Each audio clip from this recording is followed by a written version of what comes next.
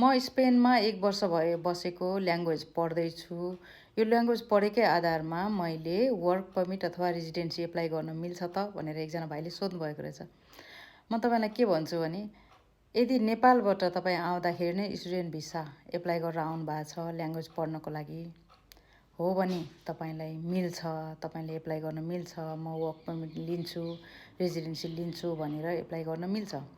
तर यदि तपाईँ अरू कुनै कन्ट्रीबाट लुकेर भागेर छिर्नु भएको छ स्पेनतिर भने तपाईँले चाहिँ 2 वर्ष कम्प्लिट बस्नै पर्छ।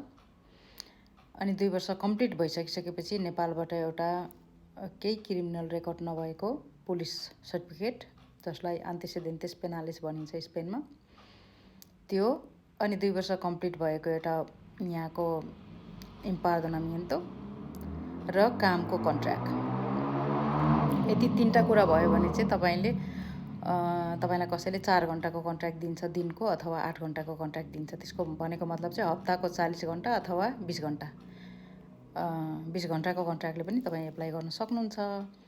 तर यसरी आएर काम पाउनु भएको छैन स्पेनमा अनि ल्याङ्ग्वेज चाहिँ सिक्दै गर्नु पऱ्यो है भनेर ल्याङ्ग्वेज सिक्दै हुनुहुन्छ र त्यसकै आधारमा एप्लाई गर्न खोज्नु भएको छ भने चाहिँ एप्लाई नगर्नु होला, सो त क्यान्सल हुन्छ। त्यसो चाहिँ नगर्नुहोस्। ल्याङ्ग्वेज सिक्नु त जरुरी नै छ, जसरी पनि काम नपाउन्जेल जसरी हुन्छ ल्याङ्ग्वेजतिर लाग्नुहोस्, सिक्नुहोस्। यदि त्यो भएन भने भोलि तपाईँको पेपर भइसक्दा पनि तपाईँ त्यसरी नै सफर हुनुपर्ने हुन्छ।